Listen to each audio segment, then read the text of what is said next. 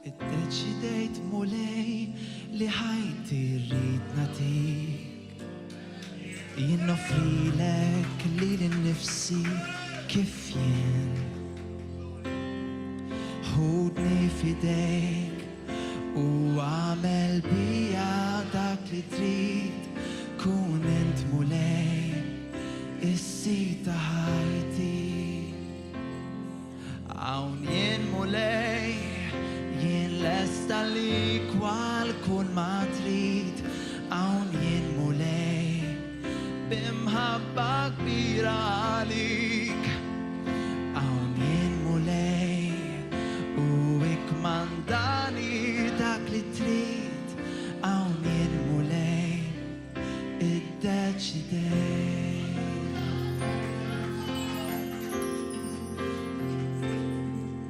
Iddeċidejt mulej li ħajti rrid natik. Jien nofrilek li l-nifsi kif jien.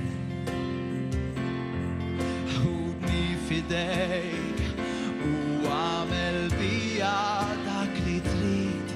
Kun int mulej is-sita ħajti. Hawn jien mulej, jien lesta li kwal kull ma trid. Hawn jien mulej, bimħabba kbira għalik. Hawn jien mulej, u ikmandani dak li trid. Hawn jien mulej, iddeċidejt.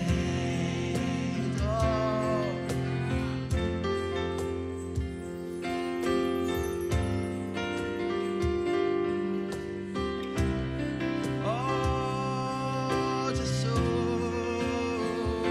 ħudni l-qalb bħala offerta lik.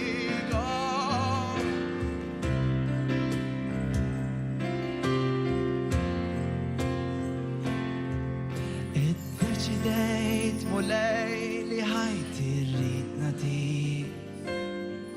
Jien nofrilek li l-nifsi kif jien.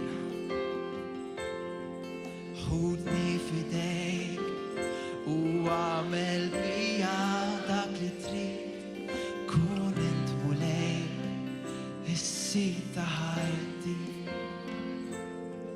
Hawn jien mulej, jien lesta li kwal kull ma trid.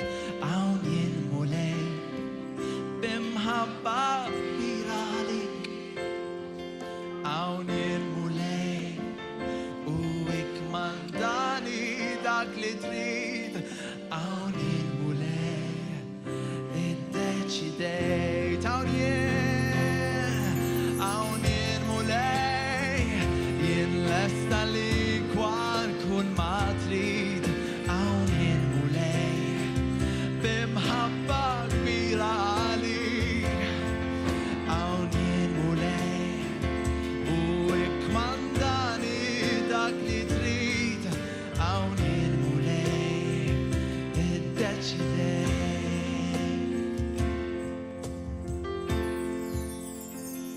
Flimkien inċedu mulej qaddis.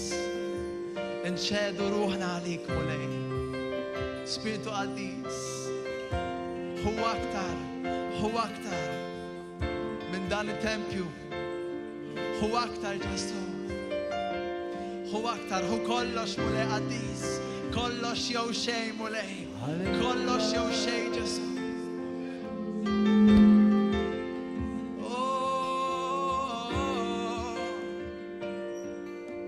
Everything is naked in your presence. Everything is seen. Everything is seen. Hallelujah.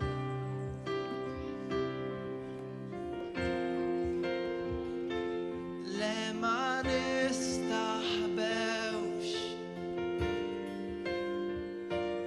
Lema nistaħbewx.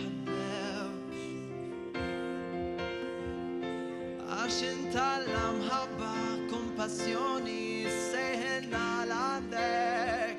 Lema nistaħbewx.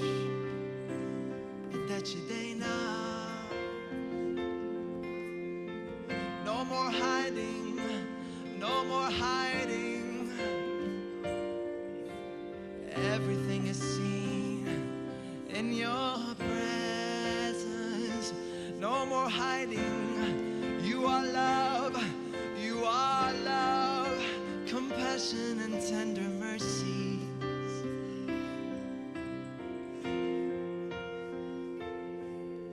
Aunien mulei yen lestali qual kol matrit. Aunien mulei bimhabba birali. Aunien mulei uik mandani taklitrit. Aunien mulei et decide.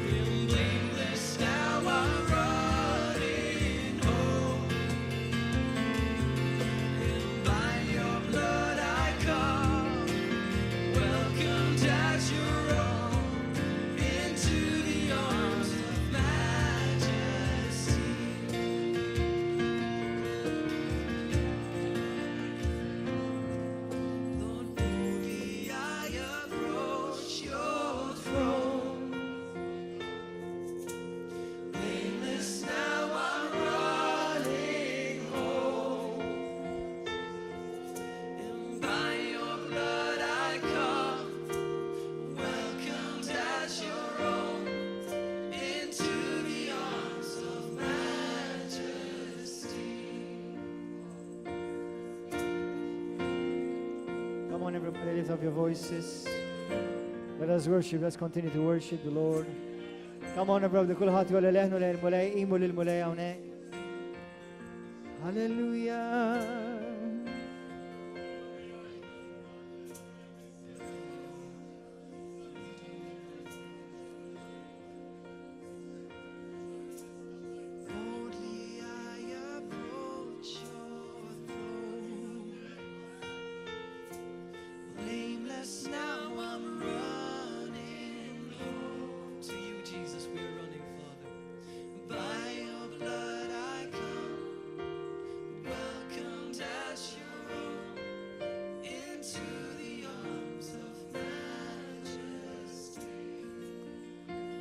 Hallelujah.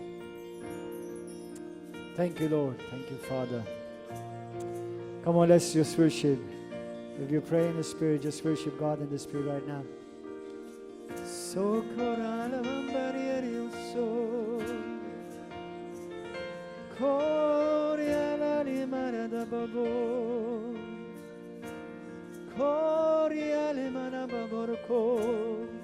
come on, I want to hear voices.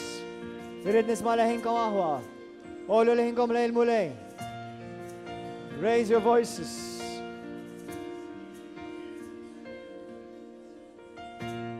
Into the loving arms. Into the loving arms I come.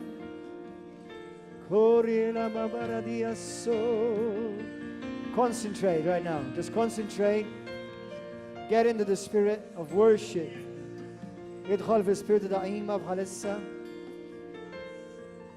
على ربابو بسيدي ربابا.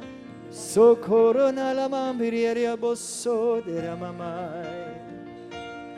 كوري لما بريريا برودوسو. كاريا لمردو بوريا سراماي. كاندري ببرودو سندرابا. Holy Spirit, we honor you. We acknowledge you, Lord. We declare that you are Lord, you're King, and you reign supremely in this place. E dichiariamo lei li inti re, u li inti tirreni hawnhekk mod suprem issir.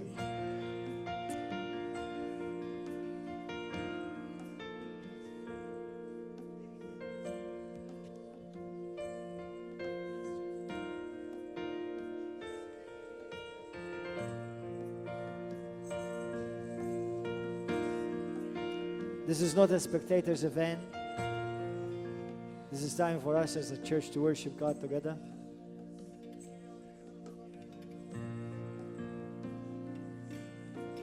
Boldly I approach your throne.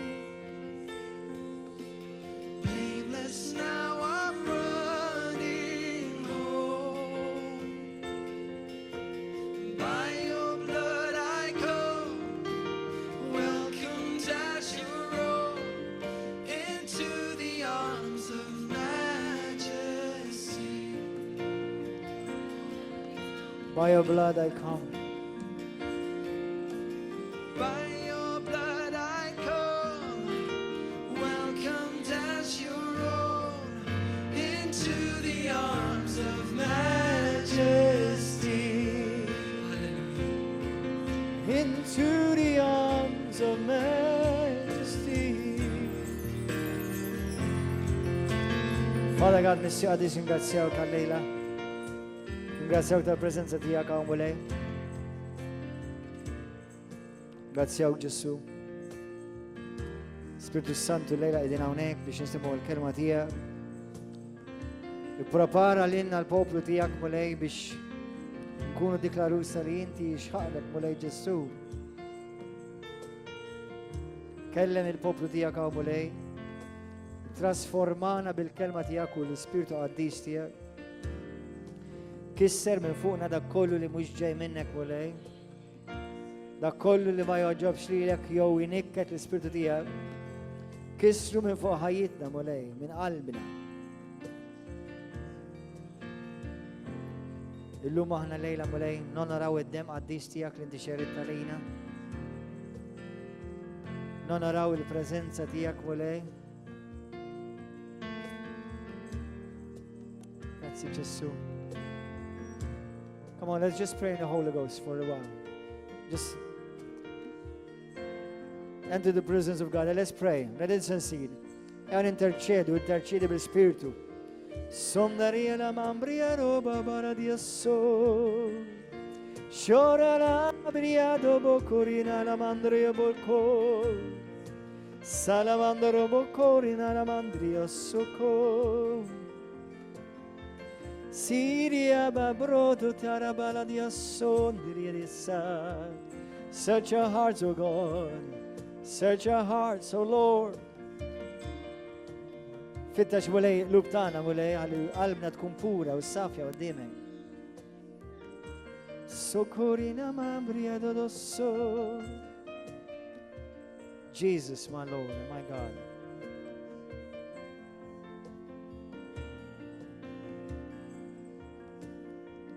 Arise, church. Arise and take your place. Knisja. Uħu l-post tijak li jina għamilt għalik.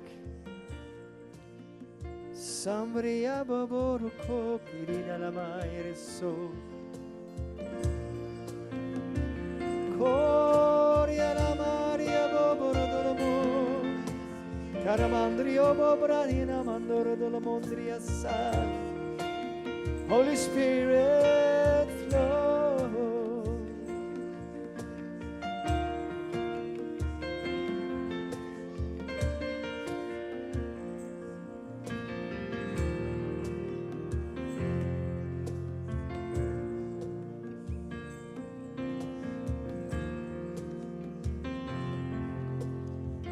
Mulejni tolbuk biex inti tagħmel il-qalb tal-Knisja tiegħek River of Love.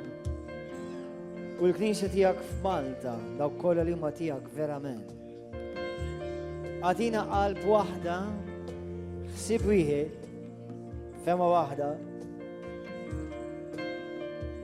Speċjalment mulej fuq affarijiet li huma eżis għalik. Aħna l-koll membri tal-ġisem ta' Kristu mulej individwali. Pero fl-istess ħin aħna wkoll ġisem wieħed. Onfoħ bl-Ispiritu Qaddis tiegħek mulej. Għati ħajja ġdida lill-Knisja tiegħek. Kun nara njama bosso. Korja la mani di asso. I just sense in my spirit that some of you are not entering really in that place. Xewt minnkom intom xitlu f'dak il-post. Ta' ima. Għadkom barra wara l-purtira.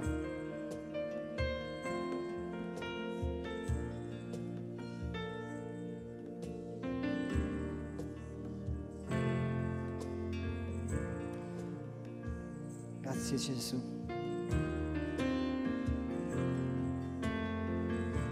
Spiritu Santo, Spiritu Qaddis. Mulej aħna nidħlu mulej fil-preżenza tiegħek bis-saħħa tiegħek u bil-grazzja tiegħek u bid-demm mażis tas-Sidna Ġesu.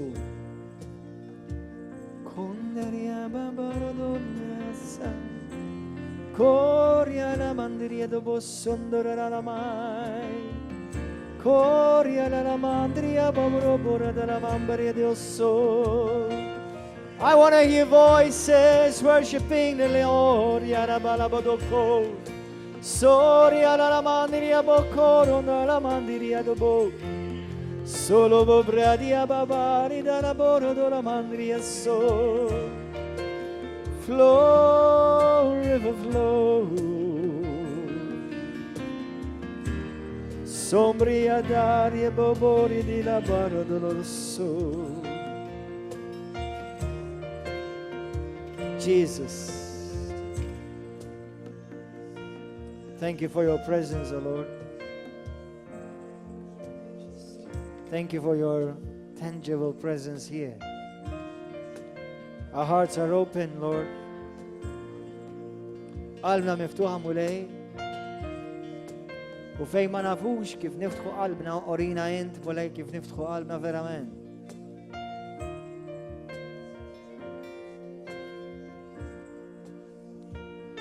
Grazzi Ġesu.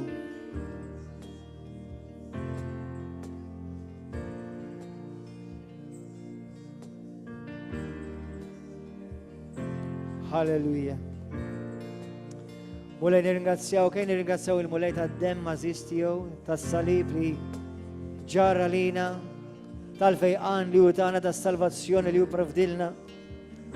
Nirringrazzjawk missier. Mulej nirringrazzjawk li dini għas-sena tal-breakthrough mulej. U li waqt li aħna diġarajna mulej, breakthroughs diversi mulej. Ma nkomplu nindikjaraw mulej li ħanaraw breakthroughs ikbar mulej. Fil-żwiġijiet, fil-relazzjonijiet, fl-uliet, fl-iskejjel ta' Malta u Għawdex mulej. Fil-settur tal-edukazzjoni naraw breakthrough mulej. Fissem Ġesu Kristu mulej għadis. Fil-gvern mulej, fl-autoritajiet, it-mexxija ta' pajjiżna. Niddikjaraw mulej breakthrough mulej fuq dan il-pajjiż. Mulej niddikjaraw li kull leħen u kull il-sin li kun kontra mulej l-autorità tiegħek jiġi msikket. Fissem Ġesu Kristu. Mulej, halleluja, għajja mulej. Nies li huma ħuġġiġa tan-nar tiegħek. Għati mulej il-qlubija. Il-poplu tiegħek biex jisemmaħ leħnu. Jixhed pubblikament bla biża. F'dan iż-żmien. Korra dalla mabrija dopo sono romana mai si.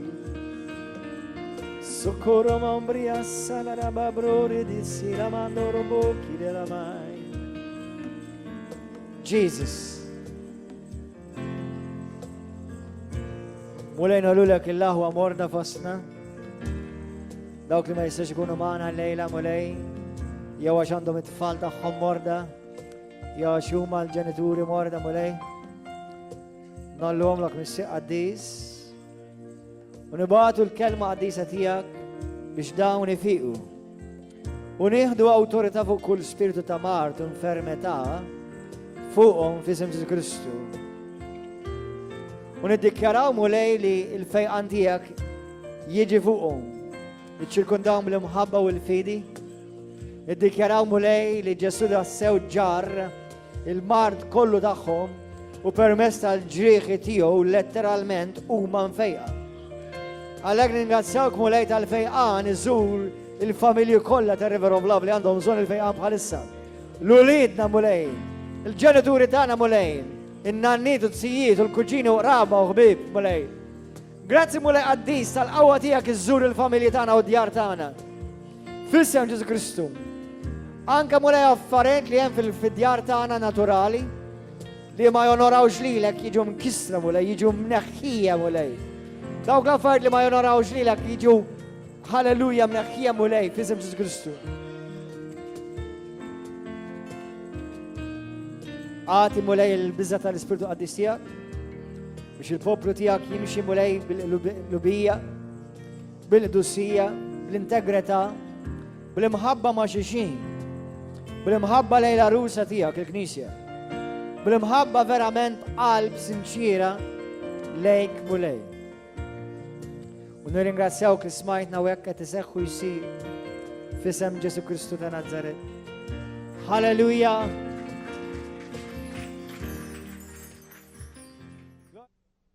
Halleluja. Kulħadd jaqbad il-Bibja f'idej u jgħid warajja minn qalbek, jgħid Missi Qaddis grazzi tal-kelma tiegħek.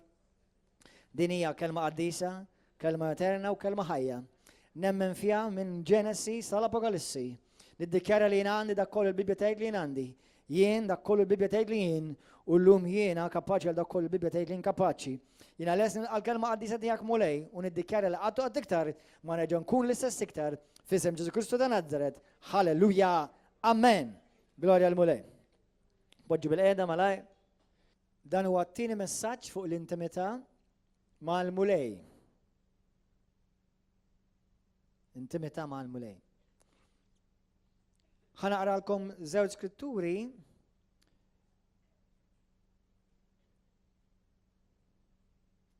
Number one, ħafna minnkom diġà tafuha din l-iskrittura, smajtuha, Però llum il-mulej fl-ispirtu tiegħi tani revelazzjoni oħra fuq din l-iskrittura li jiena personali qatt ma kont smajta.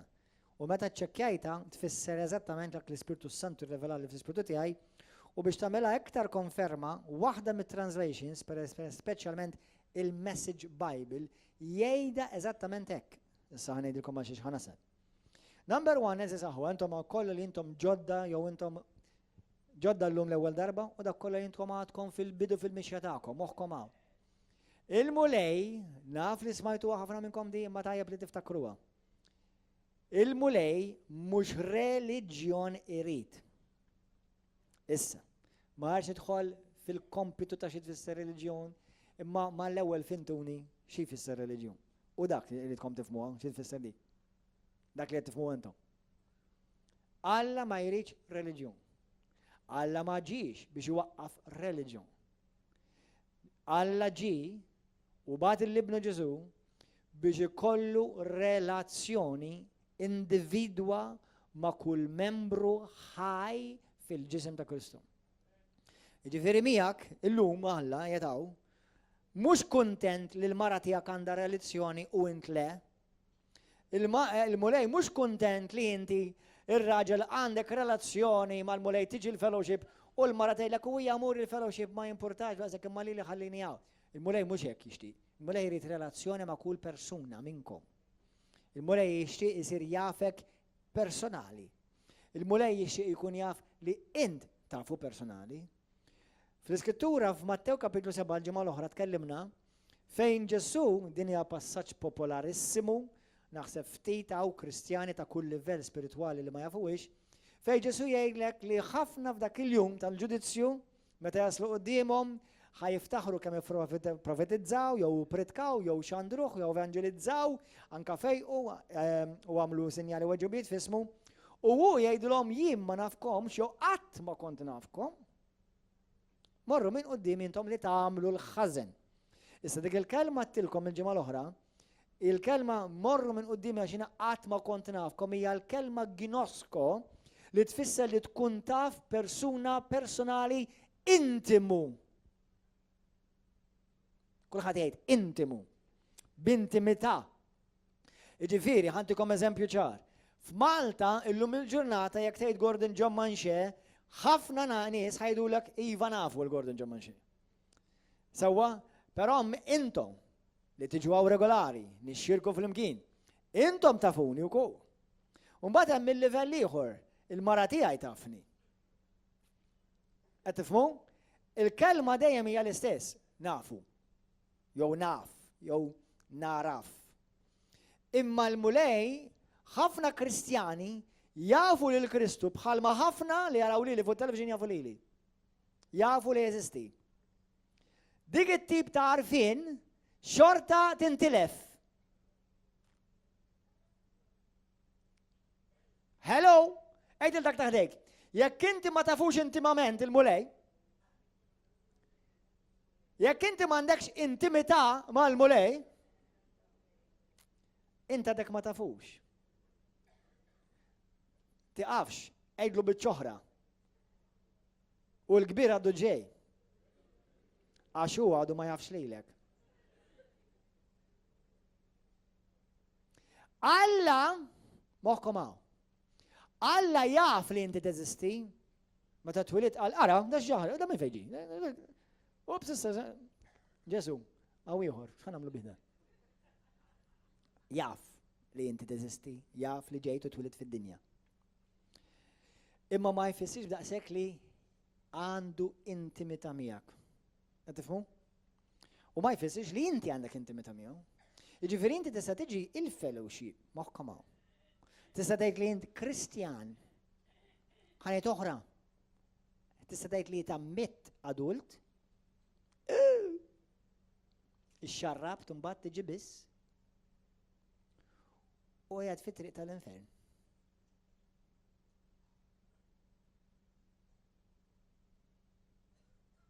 Għax, ismawni, Ġesu jgħid, ħanamilkom f'parantesi, jekk ma nkunx nafek mod intimu, dak kollu li int għamilt minn għalik fismi miegħi ma jiswa xejn. Mbagħad ħanejdilkom mod ieħor ukoll. Jekk int ma tafx lili b'mod intimu, int tgħix fil-ħażen, fid-dnub, f'affarijiet li lili idejquni, dardruni u qallawni u tiġġustifikhom għax ngħid mhux kulħadd hekk jagħmel.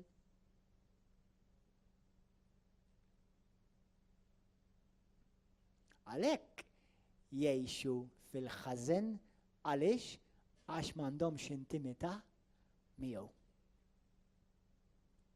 Tifhmu? Dak il-passaġġ Ġesu ma ċanfarhomx għax fejqu, jew għax keċċew ix-xjatin, ma qalhomx morru il-bot minni intom li tagħmlu l-ħażen għax keċċu x-xjatin. Mhux għalhekk ċanfarhom, għax ma għarfuhx b'mod intimu. Ftakar ħanerġa' nfakkarkom għal dak li jew insejtuha jew qatt ma smajtuha. Li l-isem ta' Ġesu tant huwa potenti, in-nota qatt ma jgħidu, skużawni l-espressjoni, ħaq Budda. Jew nkella dejjem Ġesu jisemmu. Il-Jesus. Ibda jgħidu il-Muhammad. You might end up in heaven. Speċjalment fejn tajda. Il-Budda. Ħanibda nagħmelek tajja, nibdew trendu, mhux xi ħadd bdija ta' Ġesu, ħanibdew ta' Budda. Tafu li d-demonju ma jissejjaħx anti-Budda u laqqas anki l-Buddu. Taf li d-demonju ma jissejjaħx anti-Confucius jew anti-Muhammad. Taf li xitan jismu anti-Kristu. Taf għaliex? Għax u l-unika teddida f'din id-dinja dak l-isem glorjuż ta' Ġesu Kristu. Amen. Halleluja. Jiġifieri joj, illum intom jiena I am going to mess you all up, including me. Għax m'intomx ħadu ħorġu minn hawn tgħidu ma kontx naf. Taf. Now you know. Ma tistax issalva jekk ma jkollokx relazzjoni intima ma' Kristu. U ħanejdilkom ħaġa li ġili pretkajta meta nsifer u ndur ma' knejż differenti. Xogħolok ħaġa waħda biss li jtim għandek il-mulej. Imħabba. Leħ. Għax jekk inti verament tħobbu lil Alla. Ismawni, there's a big difference between liking God and loving God. Qed tifhmu għad-differenza? Ħafna they like Jesus, speċjalment il-bambin, għax jinkollu jbennuh.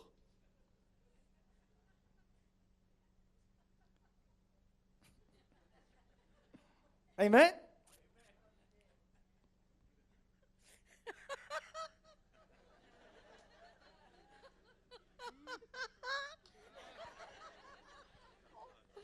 Vera ta' xammu il-bambin ta' il-bambin tina u il-bambin nisel.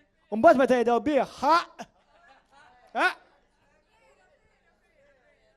Dik hija l-kultura, skużawni, Bażwija, Maltija, u skużawni tuddu xogħlikom, made in Rome.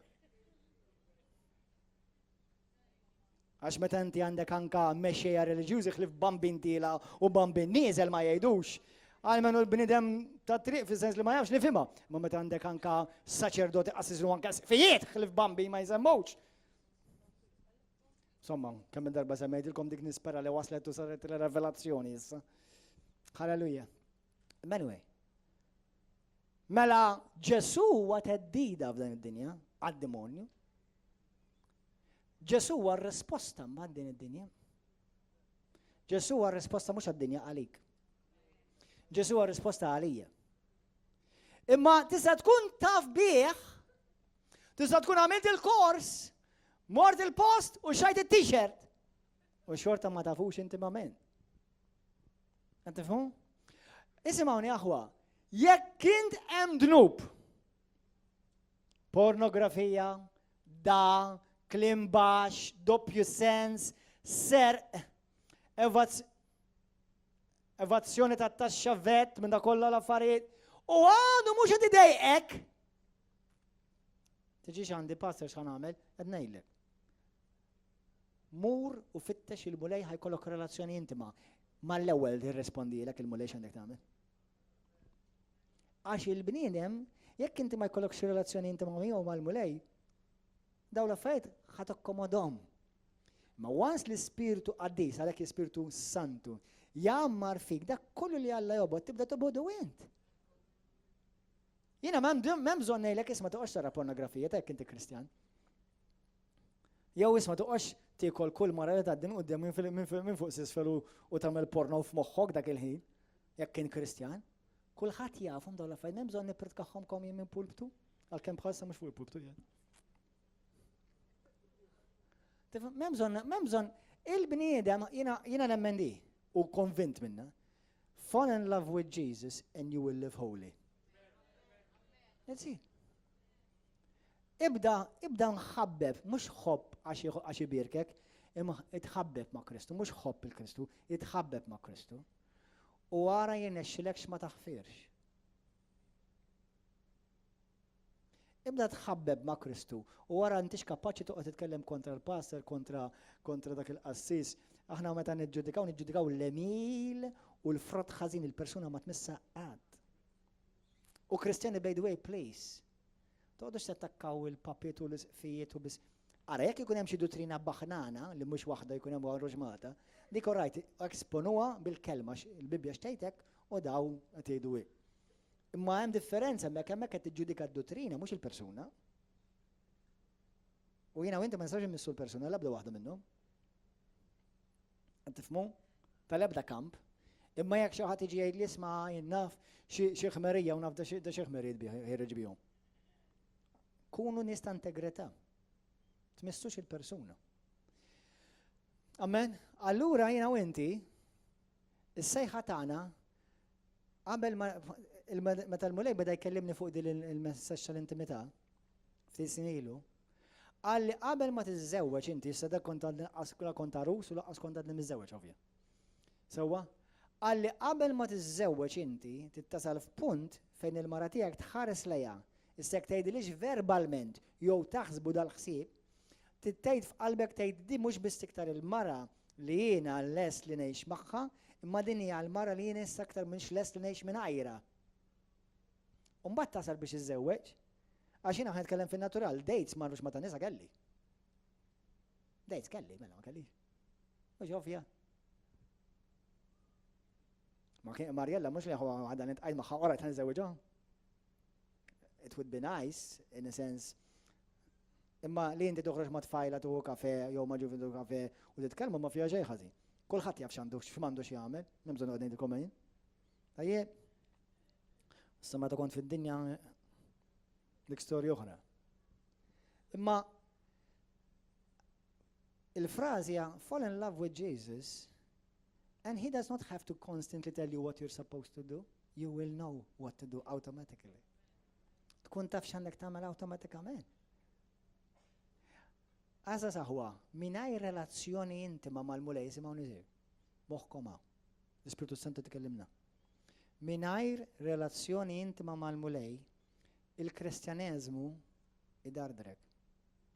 Idejqek u jsir toqol.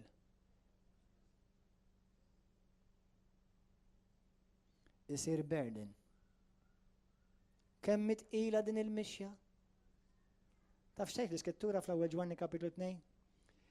Aħna nżommu l-komandamenti tiegħu, mhux by the way ħa nagħmilha f'parantesi mħabba dak li għaddejna l-aħħar. Mhux qed jgħid aħna nżommu l-komandamenti hemm, ma qed jgħid aħna nżommu l-komandamenti tiegħu, xi ħaġa differenti totali. Qal mhuwiex tqil għalina nżommuhom għaliex? Għax inħobbuh. Lil min tħobb mhux tgħidlu xi dwejja mela l-ebqa kollha. Amen. It's all motivated out of love. Hija kollha motivata mhux bid-dmir, issa miżżewweġ dak huwa dmir tiegħi m'hemmx tagħmel issa tal-laqt. Taf min jitkellem hekk? Min tilef l-ewwel imħabba. U jekk tlift l-ewwel imħabba, you're in deep, serious trouble. Ħamorru.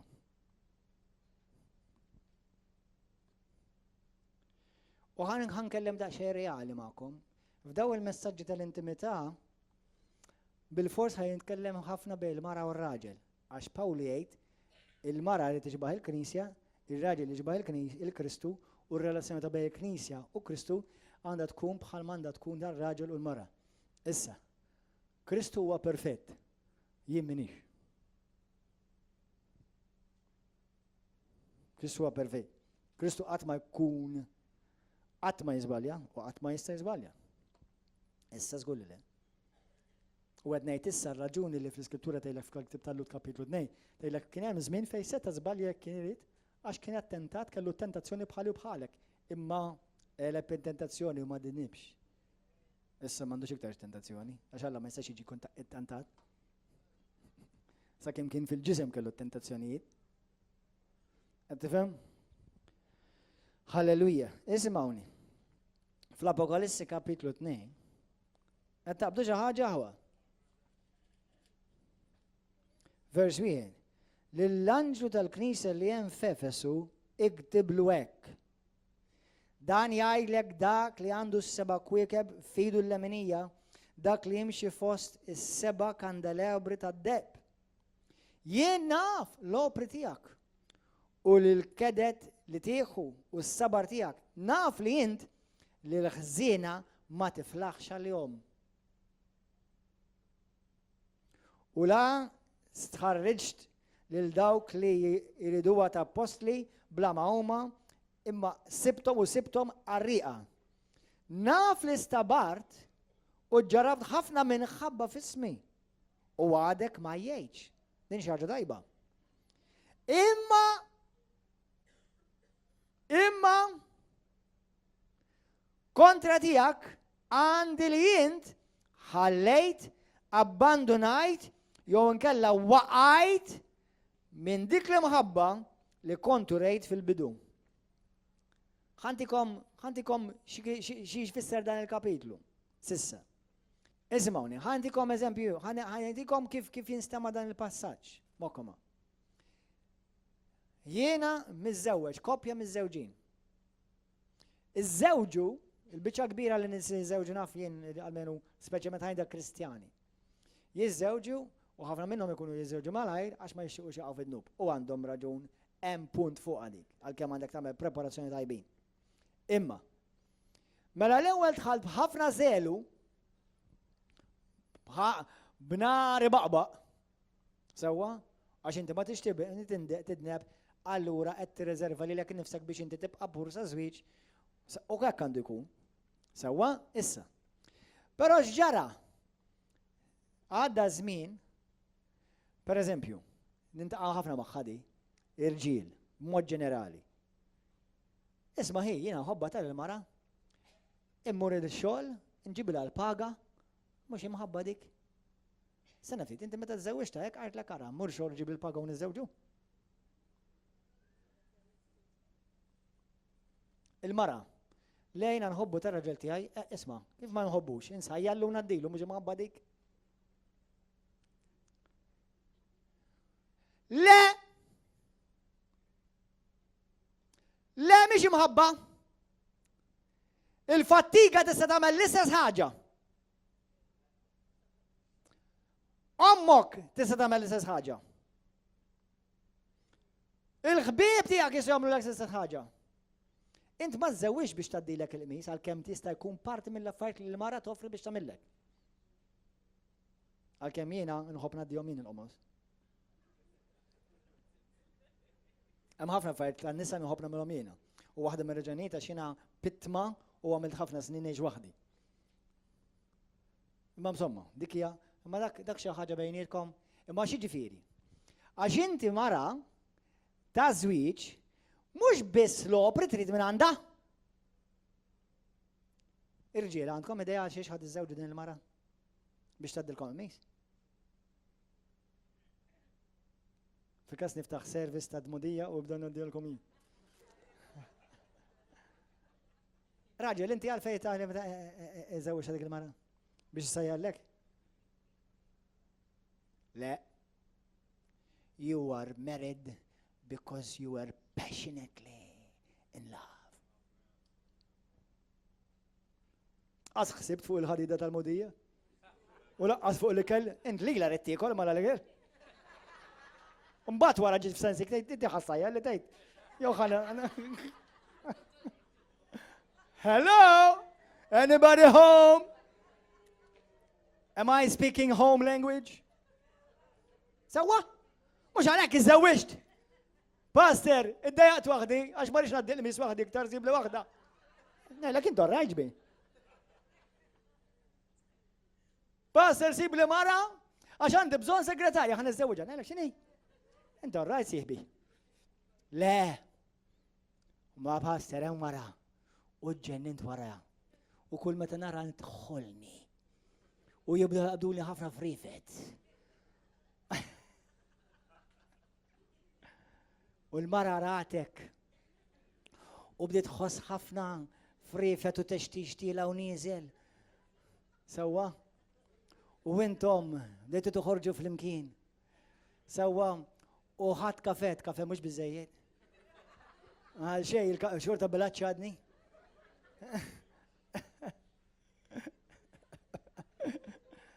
Mbagħad qed rajt mela mmur ndukla. Rajt le tajjeb, imma għadni xorta bil-ġuħ. Listen, this is truth. Pawlu hekk qal ta' tittara kif relazzjoni bejn il-Knisja u Kristu tkun, kif suppost mara u raġel huma.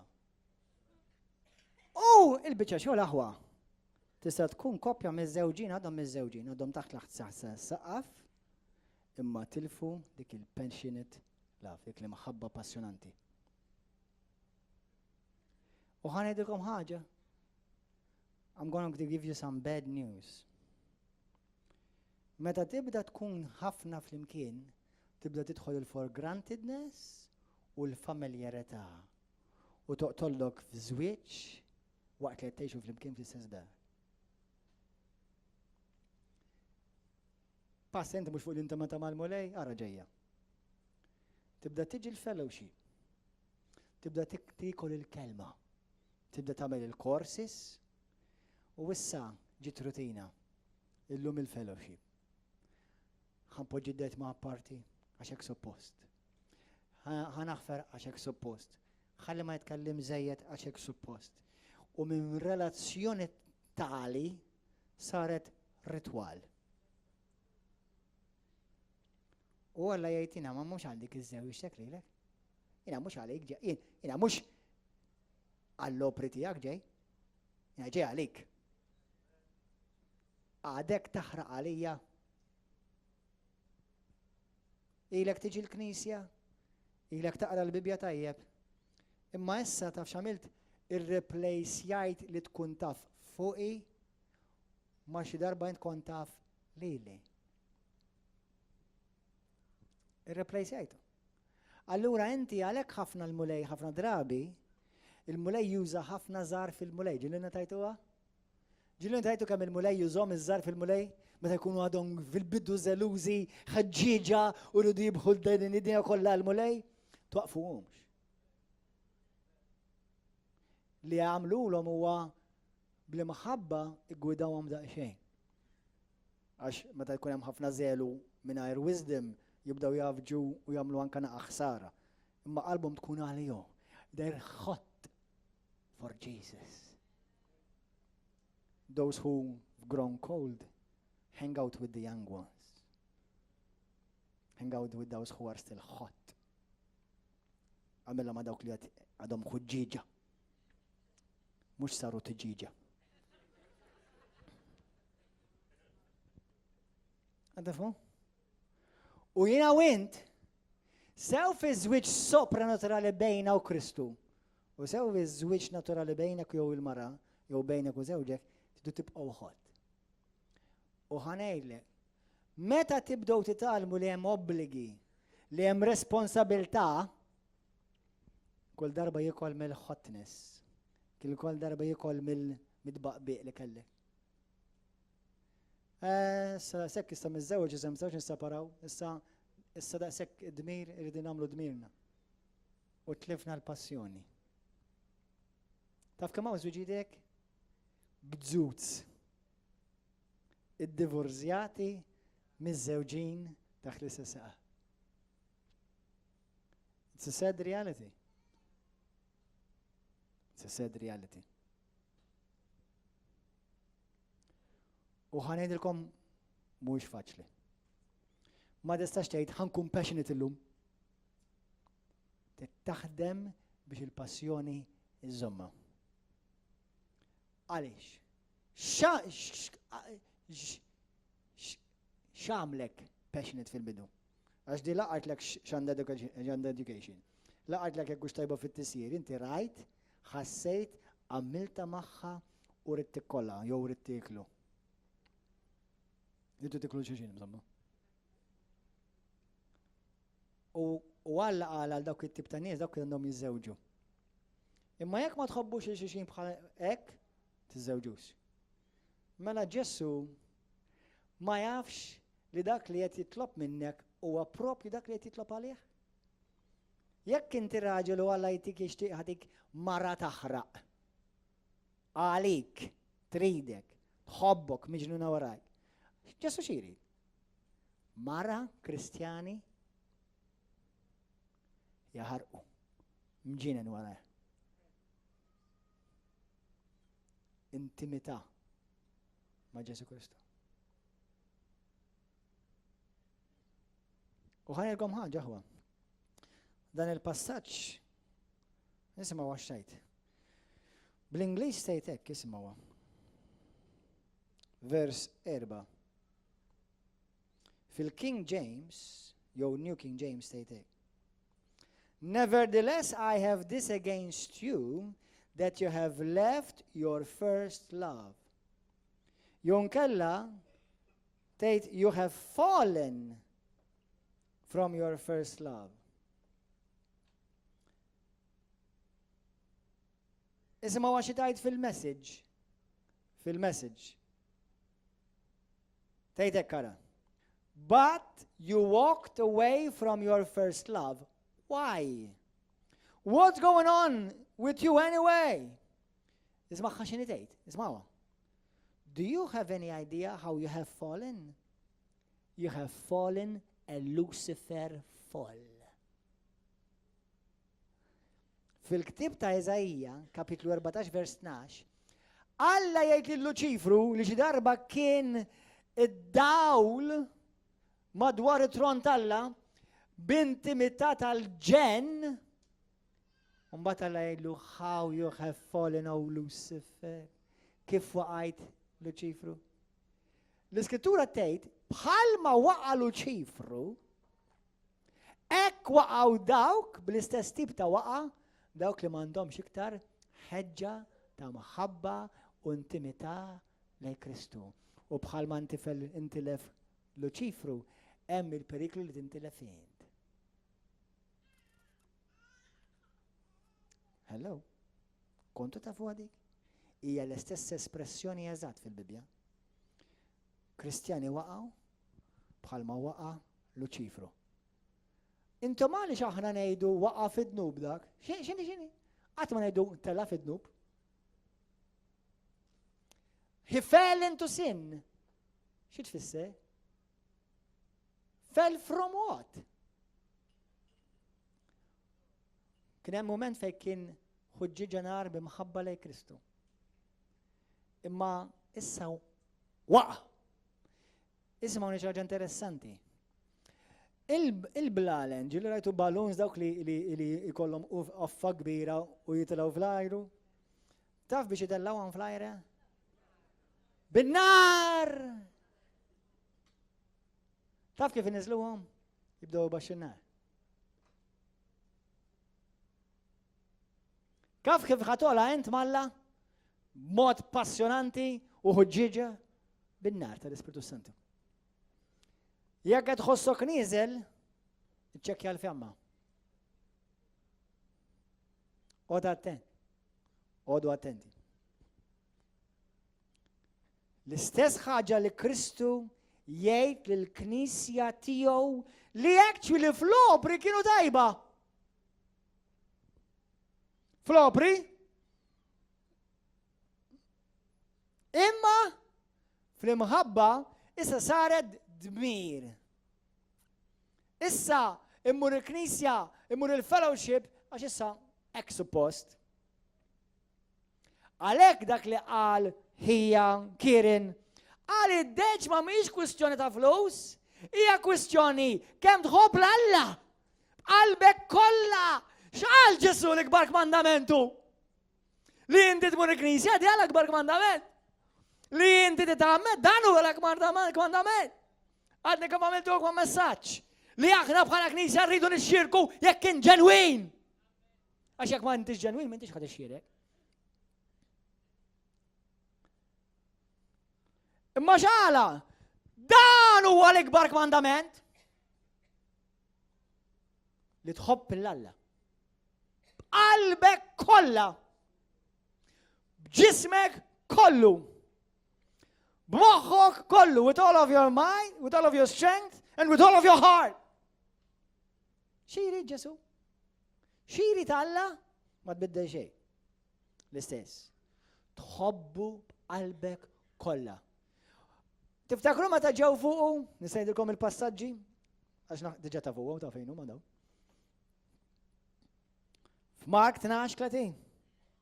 Mattew 22:37. Luqa 10:27. X'tafu x'inhu l-kuntest? Qed jagħmlulu test. Mokom aqwa.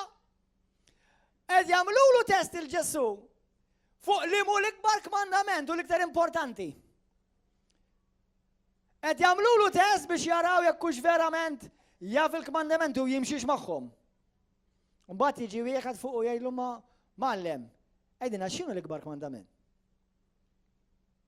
L-ikbar kmandament mhux li inti żomm is-sabat. L-ikbar kmandament mhux inti li ma tikolx ħut, Seychelles, jew qarnit, jew ħanżej. L-ikbar kmandament mhux inti li żomm il-qmura u x-xmux. Dan hu l-ikbar kmandament li inti tkun passionately in love with your Creator. Li tkun imħaġġeġ b'imħabba għal dak li ħalqek u għal dak li fdik. Għax għalija ma jiswew xejn jgħid il-mulej f'diversi postijiet. Il-festi tagħkom idardruni. U by the way, il-festi li tomuta. Konti ta' fuq il-Bibja tgħidek. Il-festi li qed tagħmlu qed iddardruni bihom. Ma jiswew xejn. Aħseb il-festi ta' Malta. Bil-patruni u l-qaddisin u l-patriarki. Dardruħ il-festi li tomu. Wans li tal-qu l-imħabba tiegħhom leħ. Aħseb wara festi pagani made in Rome. Xi jrid il-mulej? Arusa hot. And if it scandalizes you, you've missed the whole message. Għax darba meta xettiletta, God is looking for a hot wife. Għalli xorru gaza. And he missed the whole thing. He missed the whole thing. He missed the whole thing.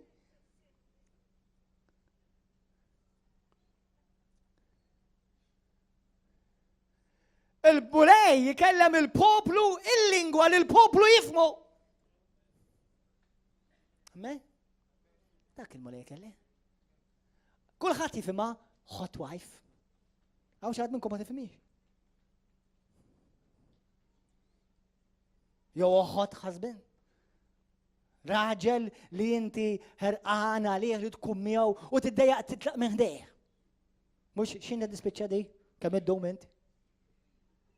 La, you're not hot, qalbi. Go, mur fil-paċi. Għadek ma fimt xejn. Ma nistax nagħlmek, nista' nagħlmek fis-sensa ċertu bon nista' nagħlmek, iva nista' nagħlmek. Imma immaġina inti li il-mara tiegħek tridek li inti tkun intimu magħha, jew ir-raġel tiegħek jixtieqek li tkun intimu miegħu. U inti tkun intimu għax il-passer qallek. Ara ħani, il-lejla ħankun intima miegħek għax il-passer qalli. No thanks ta. Żommu. Qed tifhmu? X'ġara? Mhux l-istess ħaġa, waħda għamilta b'dover u l-oħra għamilta bħabba tqanqlek taħraq nar. It's gonna be hot in the city tonight. Next year, River of Love is going to double.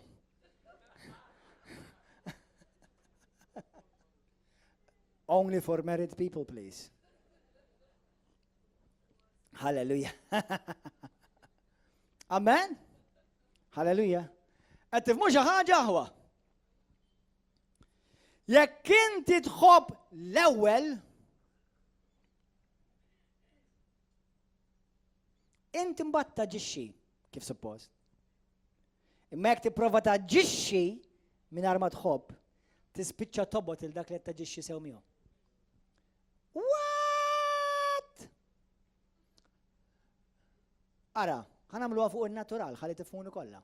Mela jiena l-mara ta' parsi u raġel insajjallu u ngħaddilu nipprepara l-sada għax hekk suppost id-dover tiegħi. Ir-raġel ixomma dik u jibda jibsqok. U jibda jfittex mara hot. Jew nkella ma jfittix għax forsi għandu l-biża Alla. Allura jibqa' fl-istess sodda imma int patata naħa u int patata l-oħra. I am helping us.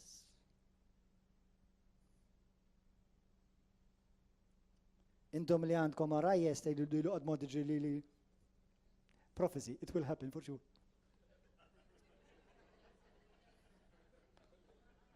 And I'll be happy if you don't fulfill it.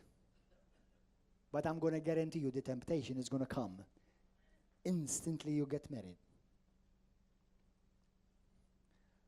Għalhekk inti li mħabba fervuri ta' intimità li Kristu jrid, ma tistax tgħid xi ħaġa wieħed tiġi weħida. Le. X'għamilt biex iġġennin mara dik wara dik il-mara? Titkompli tagħmel hekk kull ġimgħa. Għalhekk inti ħafna nisa ġieli jkellmuni li jgħiduli Pastor, ir-raġel tiegħi qatt ma jħares lejja, jaħrabni, evitani, jew il-mara. Il-mara tiegħi ma tħares lejja, tevitani, tgergilli, tikkritikani biss, ma nagħmel qatt xejn tajjeb. Li kieku kontu tagħmlu hekk qabel ma żewġtu, kontu tiżżewġu. Xi tbiddel? L-intimità, l-imħabba intimità. Ara ġeja revelazzjoni. Ara ġeja revelazzjoni issa. Kulħadd jgħid warajja, Spiritu Santu kellimni. Intom minnu tajtu li qabel ma żewġtu kien hemm ħafna difetti ma ratuhomx. Come on, I'm helping you in marriage counseling. Intom innu tajtu li qabel ma żewġtu kien hemm ħafna difetti fl-istess partner li qed torqod magħhom anke wara snin. U daw id-difetti ilhom imma ma ratuhomx. Tieni li għaliex? Because love is blind. So now, because you no longer love, you see sin, you see defects, you see weaknesses. Issa tħallna f'ritmu ta' obbligi u Alla għamilek hekk. Jew nkella daqsxejn iktar b'saħħtu. Bes hekk. Hekk jgħid il-mulejta taf li hekk tgħid l-Iskrittura. Jibsqok. Inti trid tiġi mibżuq. Mela tkun ħoġġiġenar, there's no other way. That's it, m'hemmx other way. U jekk li tarani qed imbatti, jgħidli, bro! Nisel il-ballun.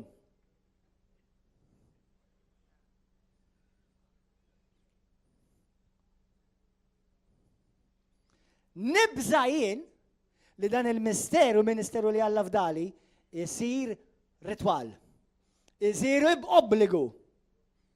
Nibża niġi fuq dan il-pulptu. Nippriedka l-kelma tal-Alla għax tant studjajt li nista' nifqakom bil-Bibja minn filosof l-xesa kemm jiġi Ġesu Kristu. U ma nħares il-Bibja lejn darba u nikwotalkom isparta passaġġi bla ment. Daqshekk kien bravu. Dak mhux qed niftaħar da. Għax knowledge by itself what means nothing to God. Għax għamiltu ma ta' snin nimmemorizza l-iskrittura. Ma xi jfisser. Nista' nkun naf kemm il-mara kif topera minn taħtu minn ġewwa minn fuq u mill-ġemp. U l-mara qatt ma nkun nafa. Il-mara int, il-Knisja. Alla jafek lilek. Alla lili.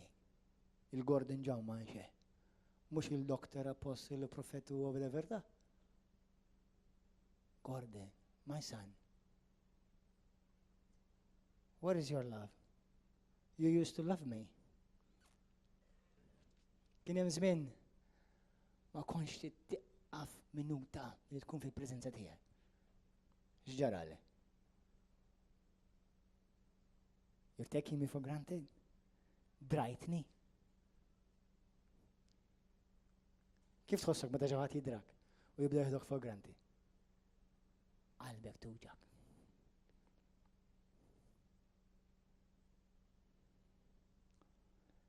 Ma rridx nasal qudiem il-mulej, qudiem sidi b'qalbu mu ġewwa. U tista' tkun qed tmexxi knisja, tista' tkun qed tmexxi katedral ma tagħmel ebda differenza. L-istess bib tal-ġenna li jiena u inti li ngħaddu minnha huwa l-istess wieħed dejjem inħobb ngħidha jien m'hemmx VIP doors.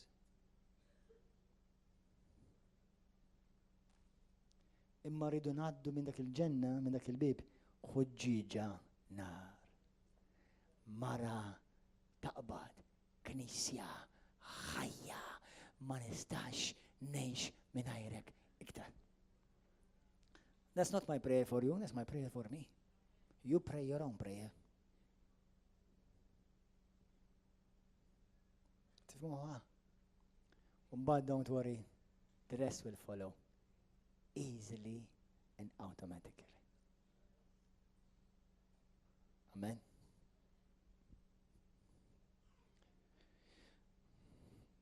Nemmen l-Ispiritu Santu qed ikellimna llejla. Dan huwa it-tieni message. Ejja nbaxxu rasna nitolbu. Għandi iktar x'ngħidilkom, imma ma tafilħuħx għalih il-lejla. Praise and worship team. Titkellmux jekk mhux miegħu bħalissa. My daily prayer, it-talba tiegħi ta' kuljum kważi, jekk mhux kuljum kważi kuljum. Mulej jien nafek. Tiċċassax għali jiena passa gordinajtek ta'. Mulej jien nafek. Kun sinċir bek nifsek. Mulej jiena nafek. Xina teċ kemm nagħti donation ta'. Ma jfisser xejn qalbi. Jekk m'għandekx relazzjoni intima miegħu. Għaxina l-mara tiegħi ma nebdilix u laqqas inħares lej pornografija. Tajjeb imma tafu lilu. Jiena raġel tiegħi, jiena raġel wieħed pastor, jiena mhux ħaniblu raġel tiegħi. Tajjeb ma tafu lilu. U jafek. Il-mistoqsija tiegħi inti tafa l-verità? Int biss tafa l-verità? Ħadd iktar? Il-pastor ma jafx il-verità fuqek. Jiena nispera li tafu. U nispera ħafna iktar li hu jaf lilek. Jiena mulej. Jien nafek. Mhux jiena Pastor Gordon John Reverend Dr. Manxeta. Jien Gordon.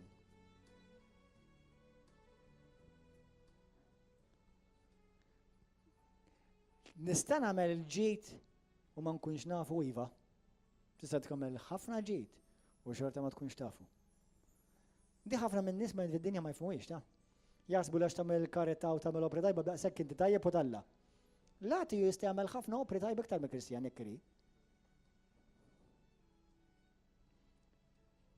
Kantikom punt wieħed biss, u mbagħad niftħu darba oħra aktar, għada fil-għodu ħankompli. Ħantikom punt wieħed biss. Jekk għadek takkomoda dak li Alla jobot, you're in trouble. Għadek ma tafux. U hu għadu sissa jarak fil-kategorija int li tagħmel il-ħażin.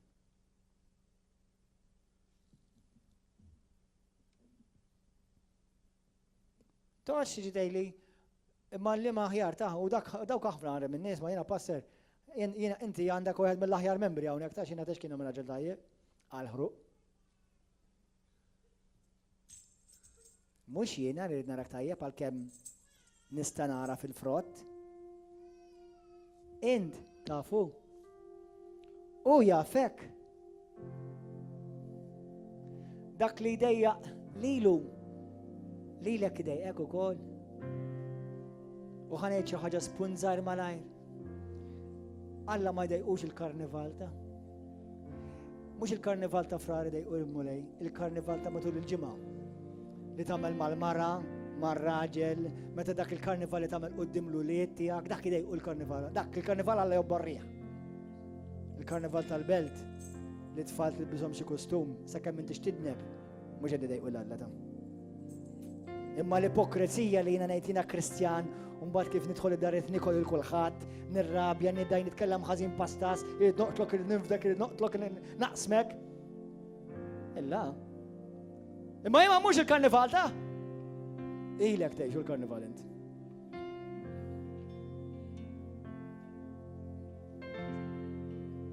Issek ma trix mur karnival, tmurx ta'. L-iskrittura da tgħidlek view laqqas fuq il-karnival. Li nisanejlek hija dak li huwa dnub tagħmlux, full stop.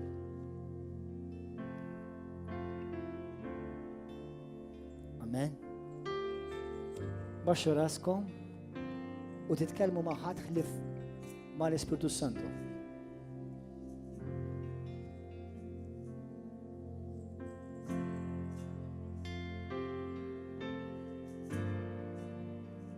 U jekk żbaljajt bħali dan huwa mument tajjeb li tindem. Dan huwa mument tajjeb li bl-Ispiritu Santu li qed jorik qed jiddi d-dawl tiegħu fuq dik il-ħaġa li ilu jiddilja miegħek fuqha. Meta ħadd tibdel dak il-vizzju? Meta ħadd tbidlu dak il-kliem? Meta ħadd tibda timxi umli?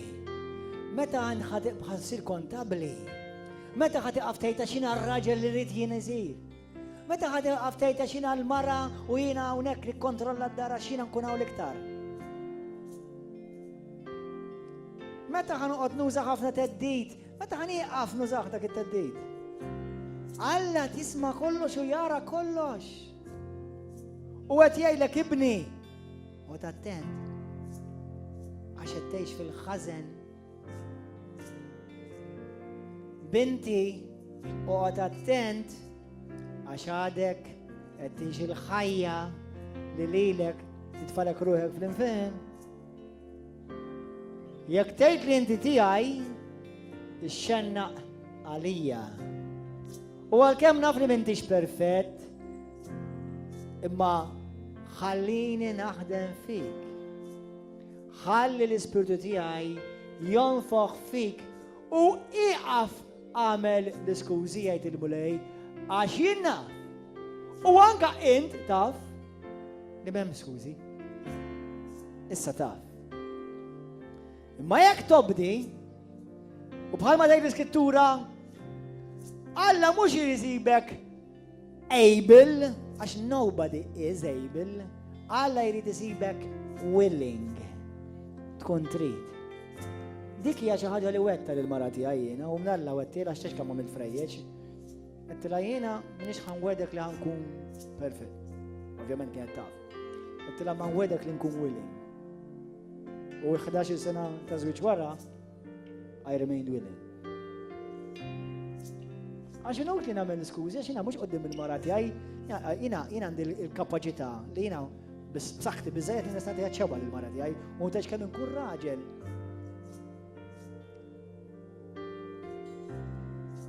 Illa ma ntiħx xeba damma. Sew jekk ix-xeba bil-pon, jew xeba bil-sin, l-Alla ma teħleb da waħda minnhom. U inti quddiemu tittidel. U jew ħajalak ħoġġiġanar, jew jitfak f'ħoġġiġanar.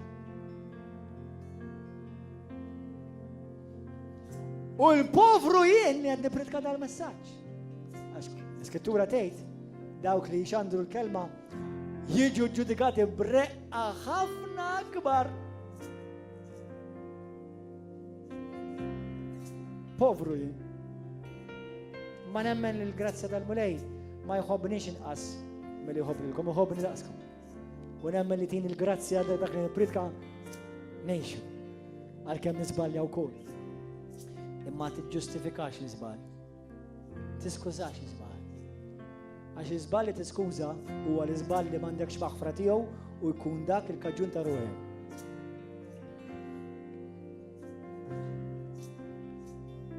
Fis-sinċerità u l-onestà u l-umiltà tiegħek, min minnkom tgħid li pastor kelli bżonn nisimgħu dal-messaġġ u li din.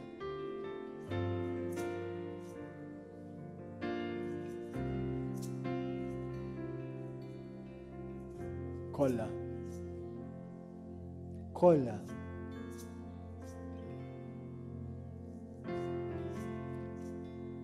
Baxi rasi. Mux ħanajdilkom biex toħorġu għaw il-lejla, għax kolla għanna bżon noħorġu. Imma għanna bżon ukoll nidħlu f'oxortna.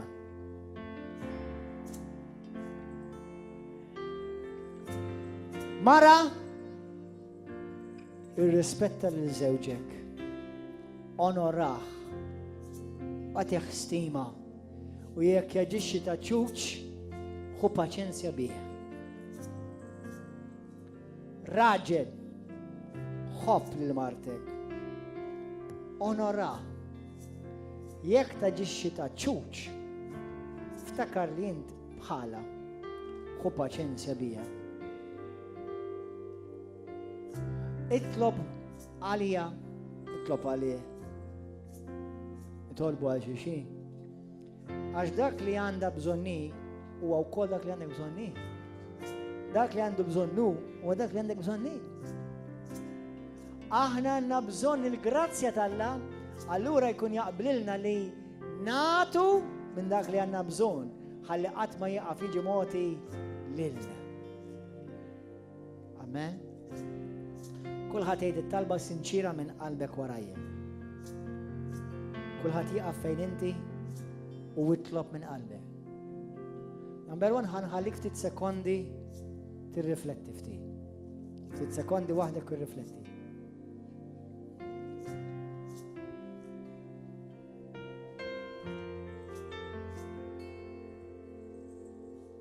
Iddeċidejt mulej li ħajti rrid natik. Jien nofrilek li l-nifsi kif jien. Ħudni fidejk u għamel bija dak li trid. Kun int mulej is-sit ta' ħajti.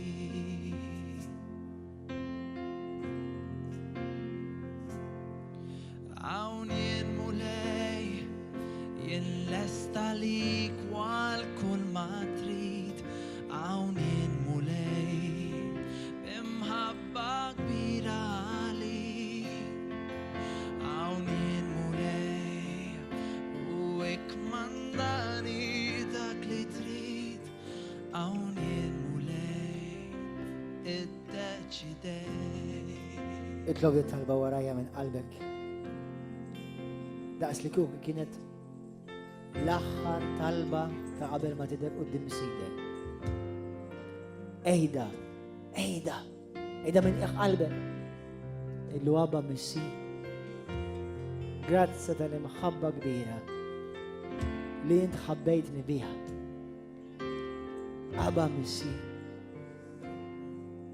Grazzi ta' ibnek Ġesu. Li minn flok iġġudikajt lili u ferrajt il-korla tijak li kien ħaqni fuqi, iġġudikajt lilu u tfajt il-korla li kien ħaq lili fuq ibni. Ġesu, aħfirli, għaxin inqastek. Għamilni nitolbok. Ħuġġieġa nar qaddis. Għallimni nħobbok mulej. Għax ma nafx kif għandi nħobbok. Għallimni nħobbok kif tixtieq tkun maħbub mulej. Għallimni nħobb dak li tħobb int. Għallimni nħobbok dak li tħobbok int Ġesu. Spiritu qaddis. Naddafni. Għaddisni. Imlejni bil-prezenza qaddisa tiegħek mulej. Ġesu. Iddi d-dawl tal-kelma tiegħek fil-qalb tiegħek. Dak kollu li inti tobgħod mulej li għadu fija għaġtu għaqilhom mulej. Marrit xejn minn tal-għadu ġewwa fija. Irrid inkun tiegħek biss mulej. Irrid inkun bħal dik il-mara sabiħa, il-Knisja li hija mimlija passjoni u imħabba għall-arus tagħha li ġej biex iżżewwiġha. Ġesu, aħsilni nitolbok bid-demm mażis tiegħek. Inti s-sit u s-salvatur tiegħi. Kun ukoll is-sit ta' ġismi, is-sit ta' moħħi, is-sit ta' qalbi. Ġesu, fawwarni l-imħabba għalik. Ġesu, aħfilli fejn jien nieħdok for granted. Fejn ir-relazzjoni li xi darba kelli miegħek ta' intimità saret ritwal. Aħfilli Ġesu. Xi darba rid nidher quddiemek mulej u din mhix teorija ma' realtà. Bil-grazzja tiegħek mulej nkun ninsab quddiemek ħuġġieġa nar jaqbad ta' mħabba għalik. Birek mulej il-familja tiegħi. Birek iż-żwieġ tiegħi. Birek ir-relazzjoni tiegħi. U bħalma int Kristu għall-irġiel din għamel lili mulej bħalek Ġesu. Għan-nisa u bħalma l-Knisja għandha tkun miegħek Ġesu, għamel ukoll lili nkun ma' żewġi. Jien inqastek mulej imma nixtieq nibda b'bidu ġdid. Aba missier fejjaq li qalbi, fejjaq li l-weġġan ta' qalbi. Naħfir il-kull min weġġani u naħfirhom minn qalbi mulej. Għal-koppji din it-talba qiegħda din warajja. Naħfer lir-raġel, naħfer lill-mara tiegħi. Aħfilli mulej fejn jien weġġajthom, fejn jien weġġajt il-marti, fejn jien weġġajt iż-żewġi u ma trattajthomx li jirrifletti Kristu fl-aġir u l-għamil u l-kliem tiegħi. Nitolbuk għal-revival mulej. Ibda minni. Għamil revival fija. Għamil revival fil-familja tiegħi. Għamil revival fil-żwieġ tiegħi. Din hija s-sena tal-breakthrough mulej. Let there be a mighty breakthrough in us, in our home, in our marriage, in our church. Sweep across, Holy Spirit, and blow with your holy presence.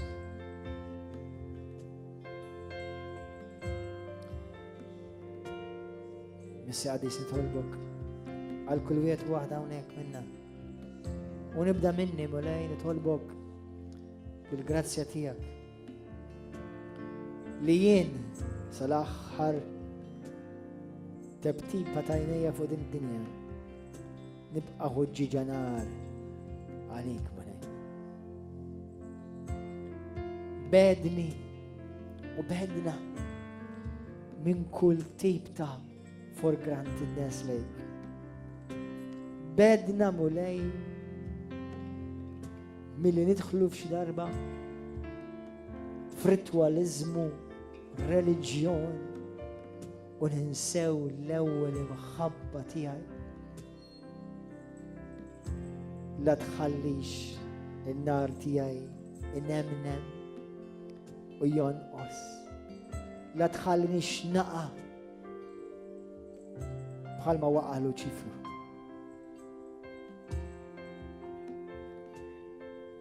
Spiritu Santo, fawwarni, ħeġġeġni, għatini maħabba sopranaturali għal Sidi Ġesu u lejh biss nkun fidel u lejali tul ħajti kollha. Irrid inħobbok mulej b'qalbi kollha, b'moħħi kollu, b'ġismi u s-saħħti kollha. Din il-ħajja hija qasira mulej u xi darba irid niġi qudiemek. Għanna mulej il-poplu tiegħek illejla. Int nar għaddis.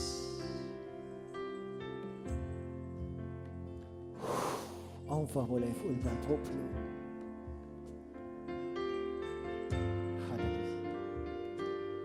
Just pray in the Spirit.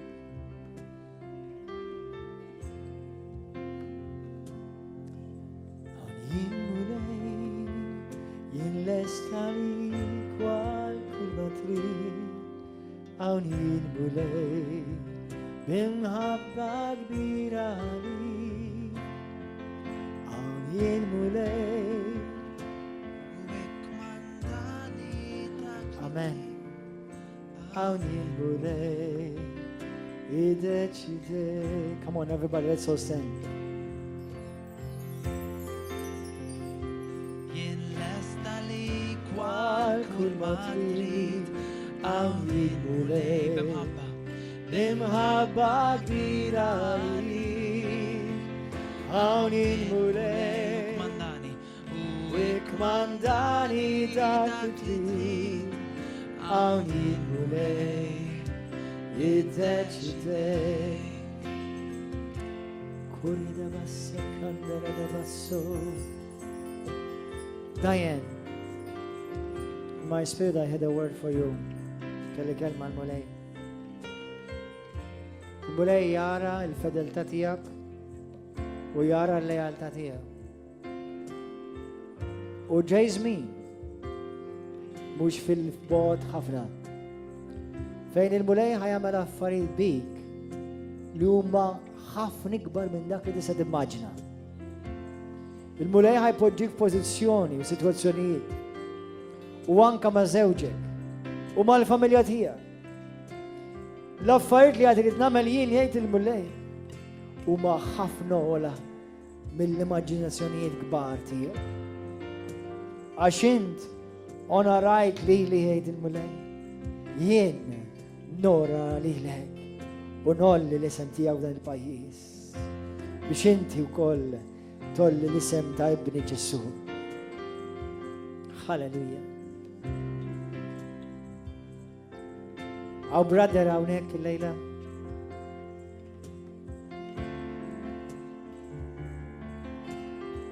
Ilek tistragilja. Għaw brother, il-mulet jgħidlek, jina smajt u rajt ix-xewqa ta' qalbek u dak li kien jaħkmek fil-passat, illum toħroġ ħiles minn dan il-post. Għax jina ħlistek jgħid il-mulej bil-qawwa tal-maħabba u l-ispirtu tiegħi li jagħmel fik. illum int meħlus. Dak li kien jiġri warajk jinċa nfartu għalik jgħid il-mulej illum inti għejx ħieles fi Kristu. Halleluja. Xombri għaraba jessorobo xariba brodo korana lamria socorro sambria dokobo xalabrada bobria sai solobo. Xaħat għadi fiq bil-spalla, xaħat għandek uġieħ fi spallek għaw, il-mulet bissek issa stess. Xaħat tiħor u kol għandek il-minkeb, uġieħ fil-minkeb. Il-mulet fejqek minn uġieħ fil-minkeb.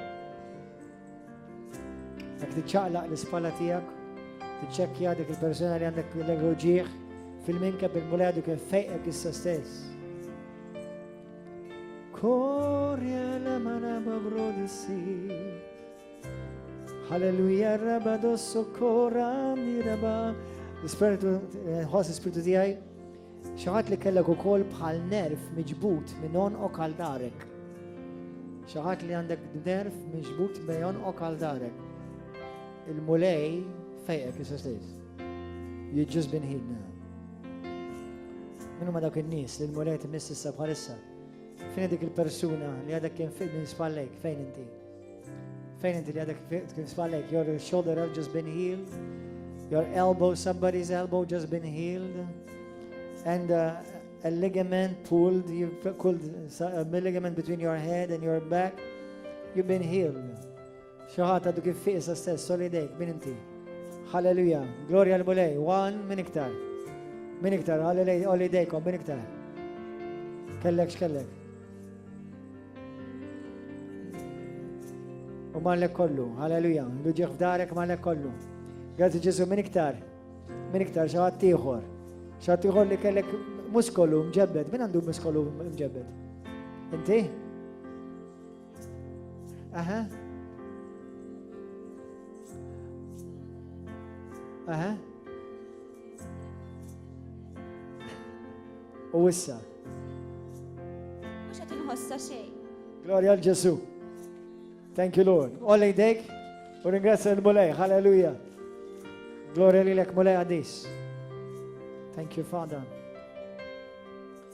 Xaħat li daħal hawnhekk migranja, kellek migranja ħafna, kellek migranja jibsa.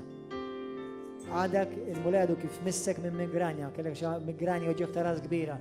Min dik il-persuna? Min dik il-persuna? Halleluja, inti sister? Fejqetek marritlek il-migranja? Gloria lil mulej. Halleluja. Thank you, Jesus. Gloria lilek mulej għadis. Thank you, Lord. Jak inti għandek bżon fejqan, jew għandek bżon talb, tista' tersa' issa hawnhekk lejn il-qudiem. Għaw xi ħadd illejla jixtieq jagħti ħajtu lil Ġesu Kristu għall-ewwel darba. Jekk inti tixtieq tagħti ħajtek il Ġesu għall-ewwel darba, olli jdejk issa stess. Għaw xi ħadd li inti tixtieq għall-ewwel darba tagħti ħajtek il Kristu. Għaw xi ħadd? Anybody? Kulħadd jolli idej, kulħadd iqum, da jissidġu. Ħadtu pjaċiri lejla? Grazzi Ġesu. Olli idejkom lejl mulej, il-qawdin il-barka apostolika. Il-grazzja ta' Sidna Ġesu Kristu u l-imħabba tal-Allah u laqda u x-xirka u intimità fl-Ispiritu Santu ikunu ma'kom il-kol. Halleluja.